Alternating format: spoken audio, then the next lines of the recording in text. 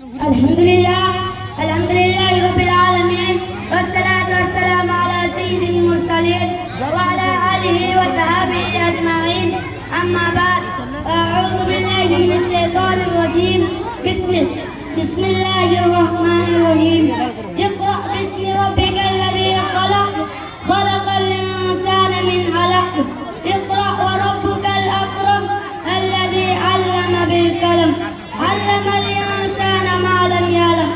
صدر محترم مفتی قوم ربی اساتذہ اکرام اور دور دراز سے آئے ہوئے مہمانان اکرام اور میرے سامنے بیٹھے عزیز ساتھیوں، میں آپ حضرات کے سامنے ایک چھوٹی سی تقریر لے کر کھڑا ہوں. اس تقریر کا نام ہے یوم آزادی. آج ہم سب یہاں جمع ہوئے ہیں تاکہ یوم آزادی یعنی 15 اگست کو منائے. یہ وہ دن ہے جب ہمارا پیارا ملک بھارت انگریزوں کی غلامی سے آزاد ہوا تھا. یہ آزادی ہمیں آسانی سے نہیں ملی بلکہ لاکھوں لوگوں نے اپنی جانوں کا نذرانہ دے کر ہمیں آزاد ملک دیا. ہمیں آج کے دن ان محب وطن ہیروز کو یاد کرنا چاہیے جنہوں نے اپنی جان قربان کی. اشفاق اللہ خان ایک بہادر مجاہد آزادی تھے. وہ ہندوستان کے نوجوانوں کے لیے ایک مثال ہے. وہ رام پرساد بسمل کے ساتھ کاکوری تحریک میں شامل تھے جس میں انہوں نے انگریزوں کی ٹرین سے خزانہ لوٹا تاکہ اسے آزادی کی